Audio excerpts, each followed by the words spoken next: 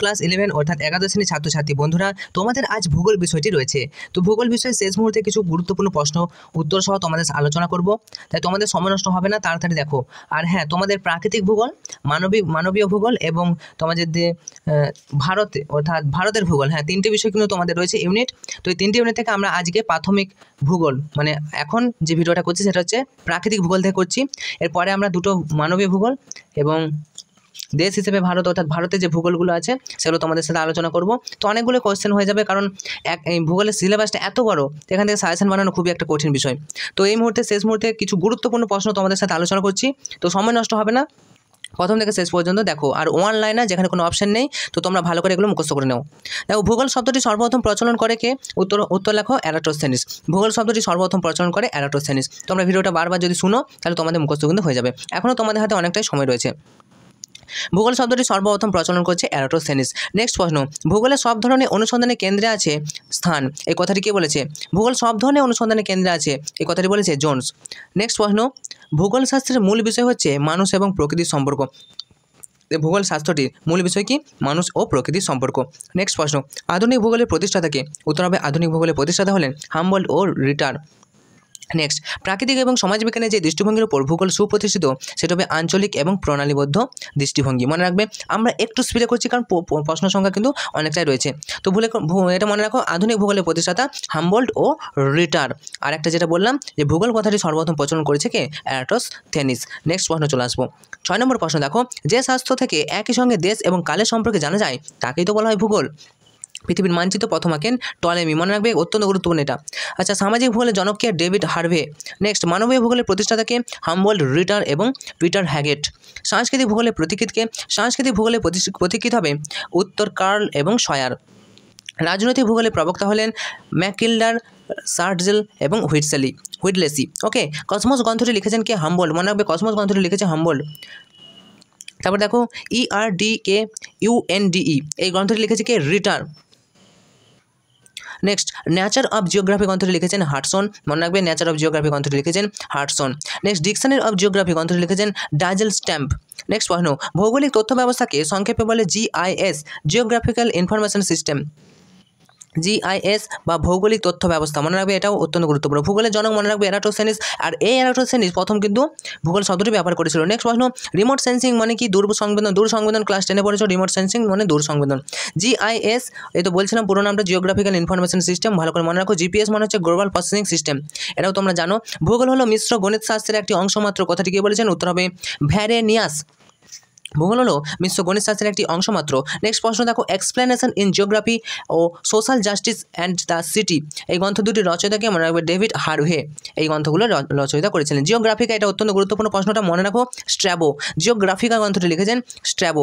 Next প্রশ্ন, geography শব্দটি সর্বপ্রথম ব্যবহার করেছিল কি? এরাটোস্থেনিস, মনে রাখবে, রিপিটেড কোশ্চেন। নেক্সট, ভূগোল শাস্ত্রের আধুনিক সংজ্ঞা প্রদান করেছিলেন কে? আলেকজান্ডার ভন হাম্বল্ট এবং কার্ল রিটার, মনে রাখবে, অত্যন্ত গুরুত্বপূর্ণ একটা প্রশ্ন। ভূগোল আলোচনার দুটি উপাদান, মনে রাখবে, প্রকৃতি এবং মানুষ নিয়ে কিন্তু ভূগোল আলোচনা করে। নেক্সট প্রশ্ন দেখো, সকল বিজ্ঞানের জননী, অবশ্যই জানো ভূগোল, যেটা ভূগোল বোঝো সেটাই ভূগোল, সকল বিজ্ঞানের জননী ভূগোল। ভূগোল শাস্ত্রের সংজ্ঞা এবং প্রকৃতি সর্বদা কী হচ্ছে? পরিবর্তনশীল। ভূগোল শাস্ত্রের একাধিক সংজ্ঞা আছে, ভূগোল যে ঠিক কাকে বলে সেটা কোনো ভৌগোলিকে একমত হতে পারেনি, তো ভূগোল শাস্ত্রের সংজ্ঞা একাধিক পরিবর্তনশীল। ওকে, নেক্সট প্রশ্ন দেখো, পৃথিবীর বিবরণ প্রদান করতে গিয়ে এরাটোস্থেনিস যে শব্দটি ব্যবহার করেন? উত্তর হবে জিওগ্রাফিয়া। নেক্সট প্রশ্ন, পৃথিবীর পরিধি, ব্যাস এবং ব্যাসার্ধ প্রথম নির্ণয় করে, এটাও তোমরা জানো এরাটোস্থেনিস। তো এরাটোস্থেনিস প্রথম পৃথিবীর পরিধি নির্ণয় করেছিলেন, পৃথিবীর ব্যাস নির্ণয় করেছিলেন, পৃথিবীর ব্যাসার্ধ নির্ণয় করেছিলেন, আবার তিনি কিন্তু কী করেছেন? জিওগ্রাফি শব্দটি প্রথম ব্যবহার করেছিলেন। ওকে, চলো নেক্সট, ভূগোল হলো প্রকৃতির সঙ্গে সমন্বিত একটি বিজ্ঞান, কথাটি বলেছে হাম্বল্ট, মনে রাখবে। ভূগোল সম্পর্কিত প্রথম বই জেস পেরিয়ডস, এর লেখক হচ্ছে হ্যাকাটিয়াস। ওকে, মনে রাখবে, ভূগোল সম্পর্কিত প্রথম বইয়ের লেখক হ্যাকাটিয়াস।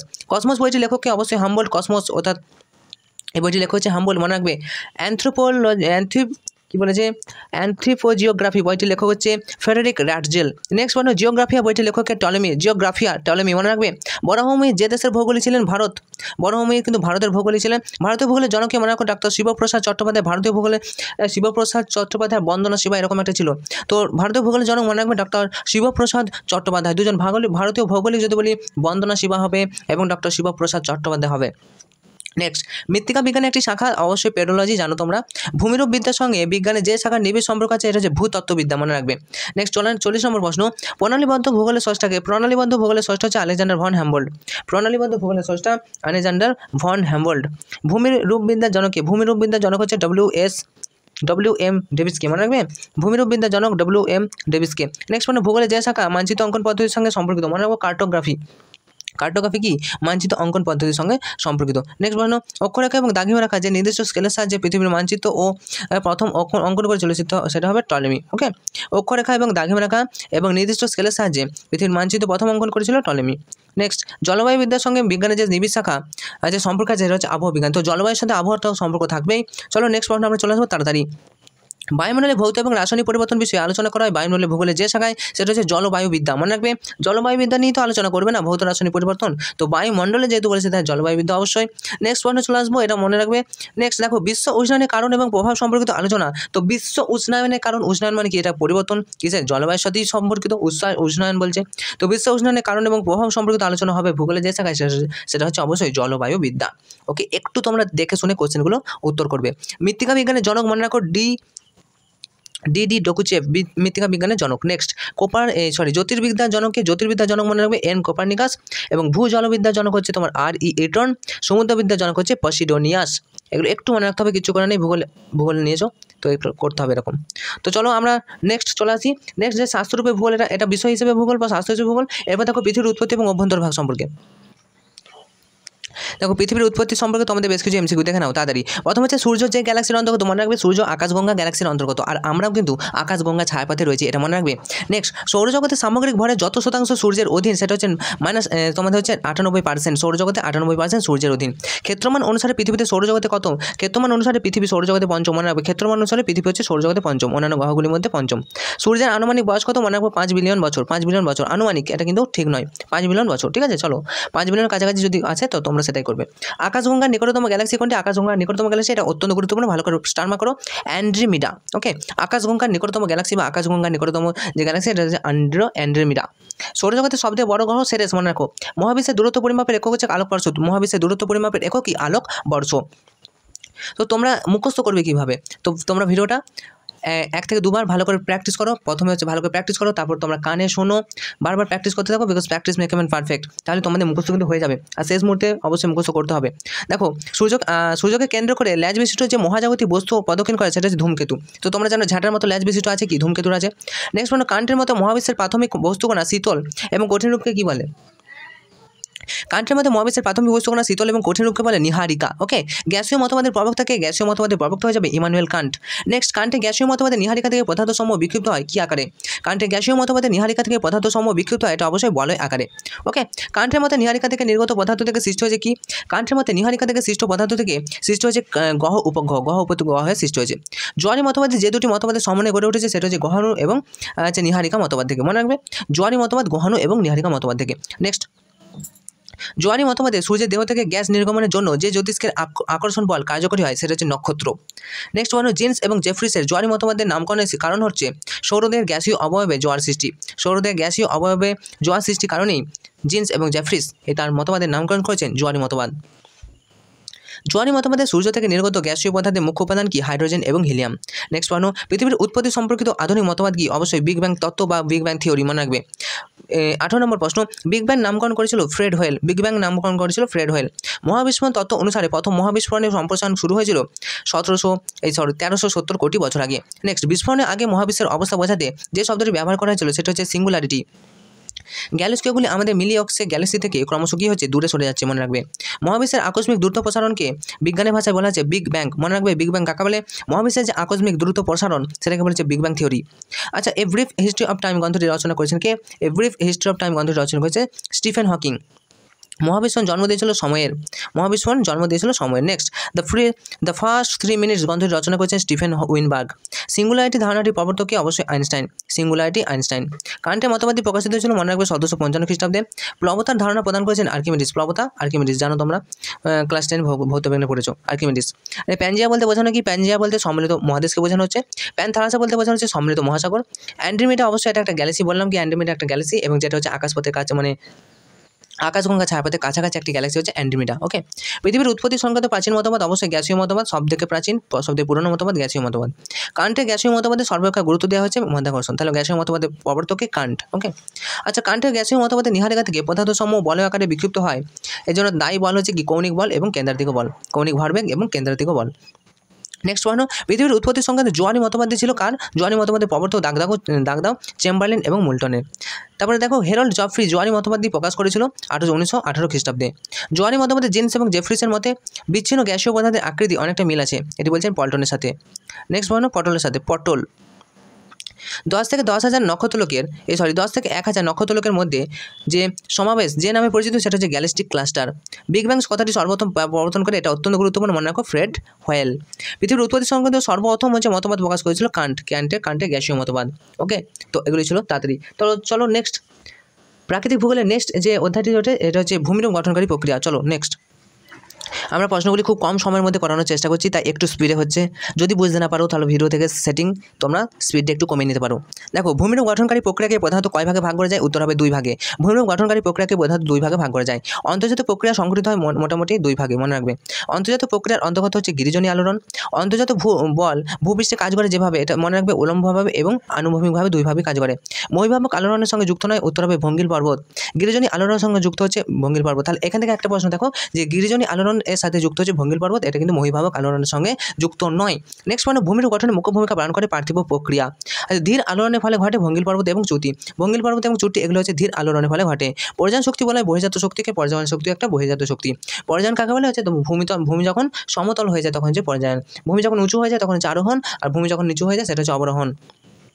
দেখো, যে ভূ আলোড়নে কমল শিলাস্তর সংনমনের সৃষ্টি হয় সেটা হচ্ছে গিরিজনী আলোড়ন। ভূমিকম্পে যে ধরনের আলোড়ন, ভূমিকম্প হচ্ছে হঠাৎই হয়ে যায়, কাউকে বলে আসে না। ভূমিকম্প হচ্ছে আকস্মিকতা, হঠাৎ। দেখো নেক্সট পয়েন্ট, যে শক্তিকে ভূত্বক পরিবর্তিত শক্তি বলে সেটা হচ্ছে অন্তর্জাত শক্তি। অভ্যন্তরীণ শক্তি উৎস কি? অভ্যন্তরীণ শক্তি পৃথিবীর অভ্যন্তরীণ শক্তি হচ্ছে ক্ষুদ্রমণ্ডলের উষ্ণতার চলন। নেক্সট, বহির্জাত শক্তির ফলে সৃষ্ট একটি ভূমিরূপ, মনে রাখো, গ্রাবরেখা। বহির্জাত শক্তির ফলে সৃষ্ট একটা ভূমিরূপ, একাধিক আছে, তো গ্রাবরেখা একটা তার মধ্যে পড়ছে। ব্যাপক মহাদেশ জুড়ে সংঘটিত হয় কি? মহিভাবক আলোড়ন। ব্যাপক মহাদেশ জুড়ে সংঘটিত হয় মহিভাবক আলোড়ন। গ্রিক শব্দ এম্পিরিয়াস শব্দের অর্থ কি? এপিরিয়স শব্দের অর্থ হচ্ছে মহাদেশ। সংনমন এবং টান যে ভূ আলোড়নে লক্ষ্য করেছে সেটা হচ্ছে গিরিজনী, মনে রাখবে। গ্রিক শব্দ ওরো শব্দের অর্থ হচ্ছে পর্বত, মনে রাখবে, খুব গুরুত্বপূর্ণ। যে আলোড়নের ফলে ভূপৃষ্ঠে স্তূপ পর্বতের সৃষ্টি হয় সেটা হচ্ছে মহিভাবক আলোড়ন। নেক্সট প্রশ্ন দেখো, মহিভাবক আলোড়নের ফলে উত্তর আমেরিকায় যে উপসাগরের সৃষ্টি হয়েছে সেটা হচ্ছে হাডসন উপসাগর। নেক্সট মানে গিরিজনী আলোড়নের শিলাস্তরে যা সৃষ্টি হয় সেটা হচ্ছে ভাঁজ সৃষ্টি হয়। দেখো, আন্তর্জাতিক শক্তির প্রধান উৎস কি? আন্তর্জাতিক শক্তির উদাহরণ হচ্ছে অগ্নুদ্গম। আন্তর্জাতিক শক্তির উদাহরণ অগ্নুদ্গম। বহির্জাত শক্তির মূল উৎস কি? উত্তর হবে সূর্য। বহির্জাত শক্তির মূল উৎস কি? সূর্য। দেখো, বহির্জাত প্রক্রিয়ার ফলে সৃষ্ট একটি ভূমিরূপ হচ্ছে অবশ্যই মনে রাখো ক্ষয়জাত প্রক্রিয়া, ক্ষয়জাত পর্বত। বহির্জাত প্রক্রিয়ার ফলে সৃষ্ট একটি ভূমিরূপ ক্ষয়জাত পর্বত। নেক্সট, শক্তিশালী ভূ অভ্যন্তর শক্তিটা হচ্ছে শক্তিশালী ভূ অভ্যন্তর মানে মাটির ভিতরে হয়, সেটা হচ্ছে মনে রাখো ভূমিকম্প, সবাই জানো। চ্যুতি সৃষ্টির মূল কারণ কি? এটা হচ্ছে মহিভাবক আলোড়ন। নেক্সট, হিমালয় পর্বতমালা যে প্রক্রিয়া সৃষ্টি হয়েছে, মনে রাখো গিরিজনী প্রক্রিয়া সৃষ্টি হয়েছে। ভূ আলোড়নে ভূত্বকের উত্থান পতন ঘটে মহিভাবক আলোড়নের দ্বারা। নেক্সট, যে প্রক্রিয়ায় বিচূর্ণীকৃত এবং বিয়োজিত শিলাস্তর স্থানীয় অবস্থান করে সেটা হচ্ছে আবহবিকার। বিয়োজিত আর বিচূর্ণীকৃত, আবহবিকার। একটি ধীর ভূকাঠনি প্রক্রিয়া হচ্ছে সমস্থিতি, মনে রাখবে। ধীর ভূকাঠনি প্রক্রিয়া হচ্ছে সমস্থিতি। গ্রিক শব্দ ট্যাকটন এর অর্থ হচ্ছে গঠন করা। ভূমধ্যসাগরে আলোস্তম্ভ নামে পরিচিত কি? স্তম্ভলি। ভূমধ্যসাগরে আলোস্তম্ভ নামে পরিচিত স্তম্ভলি, মনে রাখবে। দেখো নেক্সট পয়েন্ট দেখো, সবচেয়ে বেশি সংখ্যায় আগ্নেয়গিরি আছে জাপানে। সংকীর্ণ নদীর ন্যায় হচ্ছে লাভা প্রবাহকে বলা হয় পা হো হো, মনে রাখবে, পা হো হো। সংকীর্ণ নদীর ন্যায় লাভা প্রবাহকে বলে পা হো হো। নেক্সট, 2013 সালে মেক্সিকোর যে আগ্নেয়গিরি থেকে অনুৎপাত হয় সেটা হচ্ছে পোপোক্যাটেপেটল। নেক্সট, পৃথিবীর সর্বোচ্চ আগ্নেয়গিরি, মনে রাখো মৌনলিয়া, সর্বোচ্চ আগ্নেয়গিরি। আচ্ছা, যে শ্রেণীর অগ্নুৎপাতের ফলে ডেকান ট্র্যাপ গঠিত হয় এটা মনে হচ্ছে বিদার অগ্নুৎপাতের ফলে ডেকান ট্র্যাপ গঠিত হয়। পৃষ্ঠের উপর লাভা প্রবাহিত হলে তাকে বলে লাভা, মনে রাখবে। নেক্সট, জাপানে ফুজিয়ামা যে ধরনের আগ্নেয়গিরি সেটা হচ্ছে সুপ্ত আগ্নেয়গিরি। জাপানে ফুজিয়ামা সুপ্ত। আচ্ছা, ম্যাগমার ঊর্ধ্বমুখী প্রবাহকে বলে, মনে রাখো প্লিউম। ম্যাগমার প্রধান উপাদান, মনে রাখো সিলিকা। ভারতের একমাত্র জীবন্ত আগ্নেয়গিরি হচ্ছে ব্যারেন আগ্নেয়গিরি, মনে রাখবে, খুবই গুরুত্বপূর্ণ একটা প্রশ্ন, ব্যারেন আগ্নেয়গিরি। ইতালির একটি অবিরাম আগ্নেয়গিরির উদাহরণ হচ্ছে ইতালি ভিসুভিয়াস, একটি অবিরাম আগ্নেয়গিরি, মনে রাখবে। অর্থাৎ অবিরাম মনে হচ্ছে যে আগ্নেয়গিরি থেকে কোনো বিরাম নেই, অর্থাৎ প্রতিনিয়ত আগ্নেয় পদার্থ বেরিয়ে আসছে। যে আগ্নেয়গিরি থেকে শুধুমাত্র প্রচুর জল এবং প্রচুর অন্যান্য গ্যাস পদার্থ নির্গত হয় তাকে বলে ফিউমারল। ফিউমারোল মনে রাখবে। যে আগ্নেয়গিরি থেকে প্রধানত CO2 নির্গত হয় তাকে বলে ম্যাফিটি। যে নলের মধ্য দিয়ে ম্যাগমা ভূপৃষ্ঠে বেরিয়ে আসে তাকে বলে আগ্নেয়শিলা, আগ্নেয়গিব্রা মনে রাখবে। পৃথিবীর উচ্চতম এবং জীবন্ত আগ্নেয়গিরি হচ্ছে কটোবক্সি। নেক্সট দেখো, বিদার অগ্নুৎপাতে যে প্রকৃতির লাভা নির্গত হয় তাকে বলে ক্ষারকীয় প্রকৃতির। লাভা থেকে দেখো সৃষ্টি হয় কি কৃষ্ণ মৃত্তিকা। লাভা থেকে কোন মৃত্তিকা সৃষ্টি হয়, তাহলে পরীক্ষা আসতে পারে কৃষ্ণ মৃত্তিকা। নেক্সট, দাক্ষিণাত্য মালভূমি বলা হয় বিদার অগ্নুৎগমের ফলে দাক্ষিণাত্য মালভূমি সৃষ্টি হয়েছে। নেক্সট প্রশ্ন চলো, নেক্সট অধ্যায় দেখো পৃথিবীর অভ্যন্তর ভাগ। তো এটাও তোমাদের আছে প্রথম সেমিস্টার। দেখো নিপেসীমা নামে পরিচিত। নিপেসীমা হচ্ছে অন্তঃকেন্দ্রমণ্ডল মনে রাখবে। নিপেসীমা হচ্ছে অন্তঃকেন্দ্রমণ্ডল। 2 হচ্ছে সর্বাপেক্ষা হালকা ভূস্তর কোনটি? সর্বাপেক্ষা হালকা ভূস্তর হচ্ছে শিয়াল। সর্বাপেক্ষা ভারী ভূস্তর হচ্ছে কেন্দ্রমণ্ডল মনে রাখবে। সবথেকে ভারী হচ্ছে কেন্দ্রমণ্ডল। ভূ অভ্যন্তরে হচ্ছে স্বল্প গতিবেগ সম্পন্ন অঞ্চল হচ্ছে বহিঃগুরুমণ্ডল। স্বল্প গতিবেগ সম্পন্ন অঞ্চল বহিঃগুরুমণ্ডল। কেন্দ্রমণ্ডলে প্রধান দুটি উপাদান আছে মনে রাখো, নিকেল এবং লোহা। কেন্দ্রমণ্ডলে প্রধান দুটি উপাদান কি? নিকেল এবং লোহা। নেক্সট, পি তরঙ্গ অর্থাৎ প্রাইমারি তরঙ্গ প্রবাহিত হয়, এটা মনে রাখবে সকল ভূস্তরের মধ্য দিয়ে। পৃথিবীর যে অংশ দিয়ে এস তরঙ্গ চলাচল করে না সেটার নাম কি? উত্তর হবে বহিঃকেন্দ্রমণ্ডল। নেক্সট পয়েন্ট, ভূত্বক গঠনকারী প্রধান উপাদান কোনটি? ভূত্বক গঠনকারী প্রধান উপাদান হচ্ছে অক্সিজেন। ভূপৃষ্ঠ থেকে ভূকেন্দ্র পর্যন্ত পৃথিবীর গড় ব্যাসার্ধ হচ্ছে কি? 6371 কিমি। এটা তোমরা জানো, ক্লাস 10-এ পড়েছো। ক্লাস 10-এ ভূগোলে প্রথম পাতায় ছিল, প্রথম পাতায় নয়, মানে ছিল আর কি। 6371 ভূপৃষ্ঠের গড় ব্যাসার্ধ, পৃথিবী পৃষ্ঠের গড় ব্যাসার্ধ। নেক্সট, বিশ্বের গভীরতম স্বর্ণখনি কোথায় অবস্থিত? দক্ষিণ আফ্রিকা মনে রাখো। আচ্ছা, কেন্দ্রমণ্ডলে গড় ঘনত্ব হচ্ছে 10 গ্রাম পার ঘনসেমি। সীসা গঠনকারী সীমা মানে সিলিকা আর ম্যাগনেসিয়াম। তো যে দুটি স্তর সিলিকা এবং ম্যাগনেসিয়াম নিয়ে গঠিত উঠেছে। পৃথিবীর কেন্দ্রে গড় উষ্ণতা কত? 5150 ডিগ্রি সেলসিয়াস। পৃথিবীর কেন্দ্রের গড় উষ্ণতা মনে রাখবে। আর আমাদের এখন গড় উষ্ণতা কত? 30 থেকে 35 চলছে বা 25। তো সীসা গঠনকারী আমাদের পৃথিবীর কেন্দ্রে অর্থাৎ পৃথিবীর একবারে কেন্দ্রে 5150 ডিগ্রি সেলসিয়াস। বাবারে। নেক্সট বর্ণ দেখো, কেন্দ্রমণ্ডলে গড় গভীরতা মনে রাখো 3480। কেন্দ্রমণ্ডলে গড় গভীরতা কত? 3480। শিলামণ্ডলে গড় গভীরতা কত? 33 কিলোমিটার। গুরুমণ্ডলে গড় গভীরতা কত? দেখো 2891 কিলোমিটার। মহাদেশগুলি মূলত যে শিলায় গঠিত সেটা হচ্ছে গ্রানাইট শিলা। মহাদেশীয় ভূত্বক মূলত যে শিলায় গঠিত সেটা হচ্ছে ব্যাসল্ট শিলা। পৃথিবীর মোট আয়তনে যত শতাংশ গুরুমণ্ডল অধিকার করে সেটা হচ্ছে 83%। পৃথিবীর মোট ভরে যত শতাংশ গুরুমণ্ডল অধিকার করে সেটা হচ্ছে 68%। মনে রাখবে, তাহলে গুরুমণ্ডল অধিকার করছে মোট আয়তনে 80%, 83। আর পৃথিবীর মোট ভরের, তাহলে আয়তনে 83 আর মোট ভরের হচ্ছে 68% অধিকার করে আছে। পৃথিবীর মোট আয়তনে যদি বলি কেন্দ্রমণ্ডল অধিকার করে 18%। অ্যাস্ট্রোনস্ফিয়ার নামকরণটি কে করেছিলেন? মনে রাখবে বিজ্ঞানী ব্যারেল। যে ভূকম্পীয় তরঙ্গ আলোক তরঙ্গের মতো গমন করে সেটা হচ্ছে এস তরঙ্গ। দেখো, পৃথিবীর উৎপত্তি সম্পর্কিত প্রাচীনতম মতবাদ হচ্ছে বুফনের মতবাদ। মনে রাখবে বুফনের মতবাদ। পৃথিবীর উৎপত্তি সম্পর্কিত আধুনিক তত্ত্ব যেটা হচ্ছে বিগ ব্যাং তত্ত্ব বা বিগ ব্যাং থিওরি। আধুনিক তত্ত্ব বিগ ব্যাং থিওরি, আর প্রাচীন একেবারে বুফনের মতবাদ। নেক্সট, সিসমিক ইনটেন্সিটি এই শব্দটি প্রথম ব্যবহার করছে কে? উত্তর হয়ে যাবে ওটেনবার্গ এবং রিক্টার। সাধারণভাবে ভূমিকম্পের গভীরতা মাপার একক হচ্ছে, গভীরতা হচ্ছে 16 কিলোমিটার। তাহলে ভূমিকম্পের গভীরতা, কেন্দ্রের গভীরতা কত হয়? ভূমিকম্পের কেন্দ্রের গভীরতা হয় 16 কিলোমিটার। নেক্সট, কোলা উপদ্বীপের খনন কার্যটি হয়েছিল মনে রাখবে 1970 খ্রিস্টাব্দে। ভূকম্প থেকে আগত যে তরঙ্গ সর্বপ্রথম ভূপৃষ্ঠে লিপিবদ্ধ সেটা হচ্ছে পি তরঙ্গ। দেখো, ভারতে প্রথম সিসমোলজিক্যাল স্টেশন দেখানো হয় সেটা হচ্ছে লাটুর, মহারাষ্ট্রে। বর্তমানে ভারতে মোট সিসমোলজিক্যাল স্টেশন রয়েছে কটি? 115টি রয়েছে মনে রাখবে। 115টি সিসমোলজিক্যাল স্টেশন রয়েছে। একটি বড় ভূমিকম্পের আগে ঘটতে পারে এমন একটি ছোট ছোট কম্পনকে বলে ফোরশক। অত্যন্ত গুরুত্বপূর্ণ, এটা মনে রাখো, বারবার কোশ্চেন আছে এই প্রশ্নটা। একটি বড় ভূমিকম্পের সাথে আগে যেটা ঘটতে পারে এমন একটি ছোট ছোট ভূমিকম্প। বড় ভূমিকম্পের আগে ছোট ছোট ভূমিকম্পন হয়, তারপরে বড় ভূমিকম্পটা ঘটে। তো এটাকে বলছে ফোরশক। যে ধরনের ভূমিকম্প তরঙ্গ দৈর্ঘ্য এবং সাহিত্য বেশি সেটা হচ্ছে এল তরঙ্গ। মনে রাখবে, এল মানে লং, অর্থাৎ সাহিত্য কিন্তু অত্যন্ত বেশি। এটা এল মানে লং অ্যাকচুয়ালি নয়, তোমাদেরকে বোঝানোর জন্য বললাম। এল মানে লং, অনেক তার সাহিত্য বেশি। দেখো, এল তরঙ্গকে বলা হচ্ছে পৃষ্ঠ তরঙ্গ মনে রাখবে। আচ্ছা, যে অবস্থানে তরঙ্গ সর্বোচ্চ শক্তিতে পৌঁছায় সেটা হচ্ছে ভূমিকম্পের কেন্দ্রের উপরে পৃষ্ঠে। আচ্ছা, গৌণ তরঙ্গ শিলাকে যেভাবে আন্দোলিত করে সেটা হচ্ছে অনুভূমিকভাবে। গৌণ তরঙ্গ অনুভূমিকভাবে শিলাকে কিন্তু আন্দোলিত করে। ভূমিকম্পের তরঙ্গগুলির মধ্যে যেটি সর্বাপেক্ষা ক্ষুদ্র তরঙ্গ সেটা হচ্ছে পি তরঙ্গ বা প্রাইমারি তরঙ্গ বা প্রাথমিক তরঙ্গ মনে রাখবে, সর্বাপেক্ষা ক্ষুদ্র। আচ্ছা, যে তরঙ্গ হচ্ছে কেন্দ্রমণ্ডলে প্রবেশ করতে পারে না সেটা হচ্ছে এস তরঙ্গ। এস তরঙ্গ কিন্তু কেন্দ্রমণ্ডলে প্রবেশ করতে পারে না। ভূমিকম্প থেকে, আচ্ছা, ভূপৃষ্ঠ থেকে পৃথিবীর কেন্দ্রের দিকে পদার্থ সমূহের ঘনত্ব বৃদ্ধি পায় না হ্রাস পায়? অবশ্যই বৃদ্ধি পায়। শিয়াল এবং সীমা স্তর যে বিযুক্তি রেখা দ্বারা বিচ্ছিন্ন হয়েছে সেটা হচ্ছে কনরাড বিযুক্তি রেখা মনে রাখবে। শিয়াল সীমা, কনরাড বিযুক্তি রেখা। কেন্দ্রমণ্ডলকে বলা হয় ড্যাশ। কেন্দ্রমণ্ডল হচ্ছে নিকেল এবং লোহা। নিকেল এবং লোহা দিয়ে গঠিত। লোহার সংকেত হচ্ছে এফি মানে ফেরাস অক্সাইড, ফেরাস। তো নিফে মানে কেন্দ্রমণ্ডল। আচ্ছা, পৃথিবীর গড় ঘনত্ব হচ্ছে 5.5 গ্রাম পার সেমি কিউব। আচ্ছা, ভূত্বক এবং গুরুমণ্ডলের মাঝে যে বিযুক্তি রেখা আছে সেটা হচ্ছে মহাবিযুক্তি রেখা। নেক্সট প্রশ্ন দেখো, বহিঃকেন্দ্রমণ্ডল এবং অন্তঃকেন্দ্রমণ্ডলের মাঝে যেটা আছে লেমন বিযুক্ত রেখা। তো এই রেখাগুলোর মধ্যে একটা পরীক্ষা আসতে পারে, খুব ভালো করে দেখো। সর্বাধিক দ্রুতবেগ গতিসম্পন্ন হচ্ছে তোমার পি তরঙ্গ, সর্বাধিক দ্রুত গতিসম্পন্ন তরঙ্গ হচ্ছে পি তরঙ্গ, মনে রাখবে। আর লেমন বিযুক্ত রেখা হচ্ছে বহিঃকেন্দ্রমণ্ডল এবং অন্তঃকেন্দ্রমণ্ডল, এবং মোহ বিযুক্ত রেখা রয়েছে গুরুমণ্ডল এবং ভূত্বক। চলো নেক্সট প্রশ্ন। তো এগুলো সবগুলো কিন্তু প্রাকৃতিক ভূগোল থেকে করা হচ্ছে, প্রাকৃতিক ভূগোল অর্থাৎ প্রাকৃতিক ভূগোল থেকে করা হচ্ছে। তো প্রাকৃতিক ভূগোলে একটা চ্যাপ্টার হচ্ছে ভূমিরূপ গঠনকারী প্রক্রিয়া। দেখো, তো ভূমিরূপ গঠনকারী প্রক্রিয়া আমরা ইতিমধ্যে করে দিয়েছি, মানে এই ভিডিওটি প্রথম দিকে দেখবে। তো আবহাওয়া জলবায়ু, এরপর দেখো আবহাওয়া জলবায়ু থেকে বেশ কিছু গুরুত্বপূর্ণ প্রশ্ন। বায়ুমণ্ডলে অক্সিজেনের পরিমাণ কত? উত্তর হবে 20.94%। একটু মনে রাখবে অক্সিজেন কতটা আছে, কার্বন ডাইঅক্সাইড কতটা আছে, জলীয় বাষ্প কতটা আছে, তোমাদের নাইট্রোজেন কতটা আছে। নাইট্রোজেন সব থেকে বেশি, ঠিক আছে।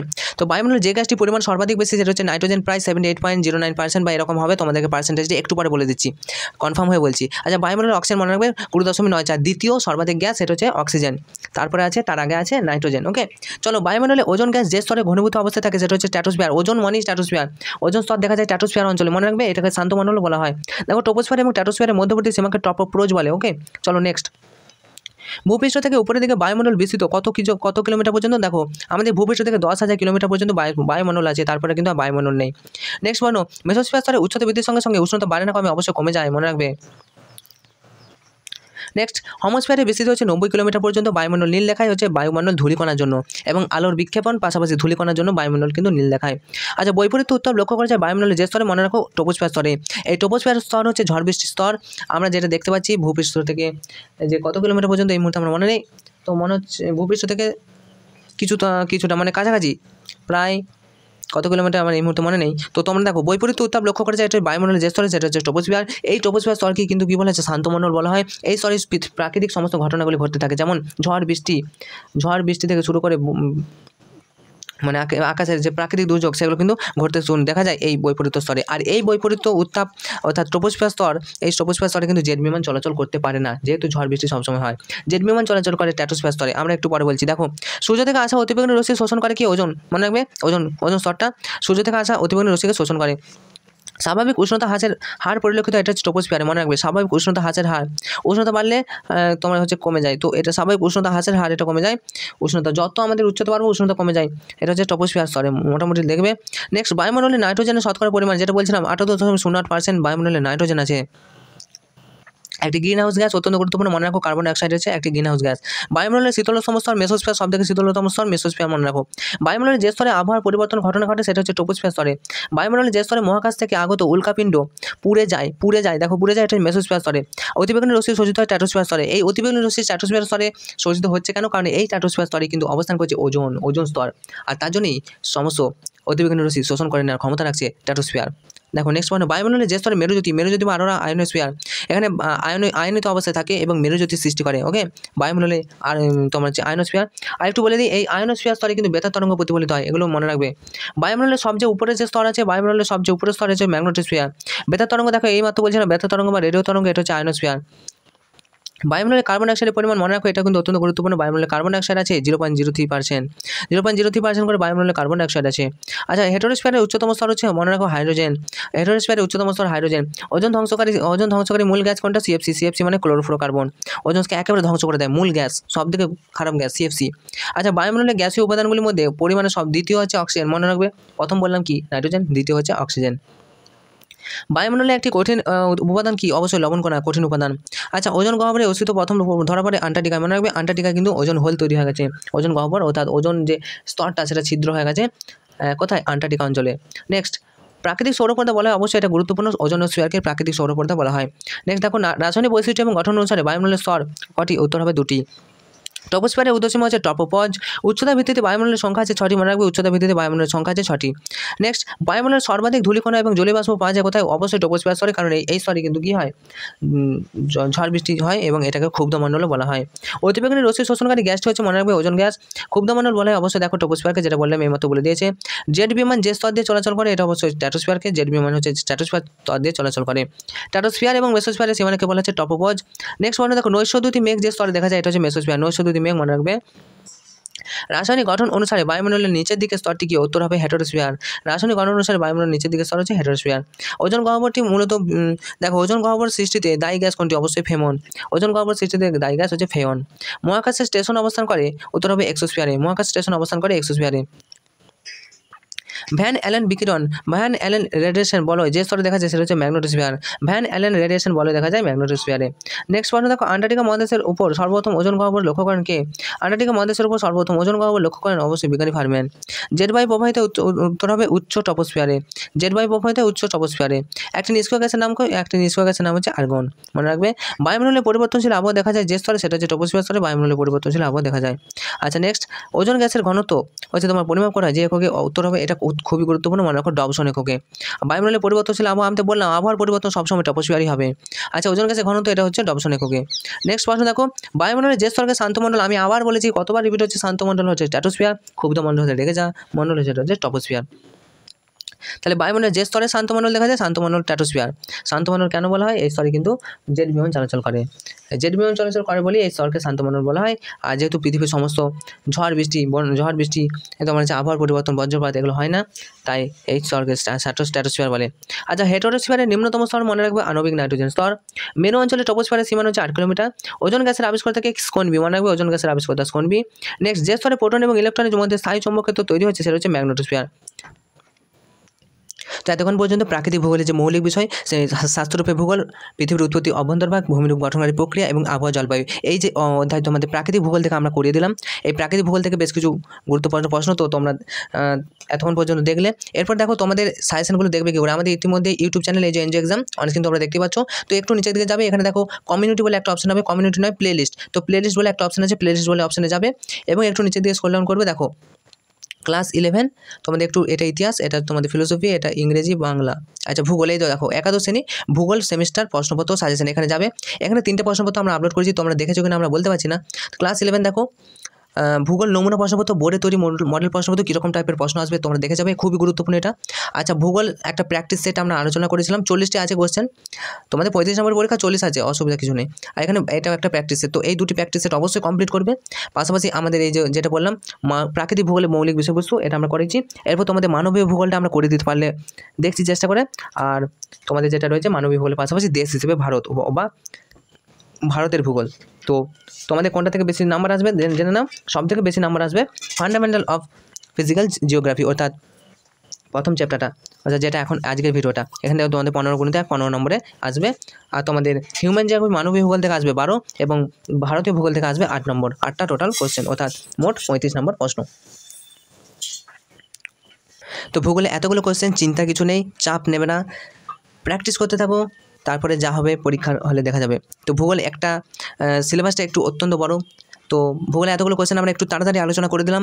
যদি তোমাদের সমস্যা হয় তোমরা, তার সমস্যা হবে না আশা করি, দেখে নিয়েছো। তো আজকে আমাদের ভিডিওটা এখানে শেষ করছি।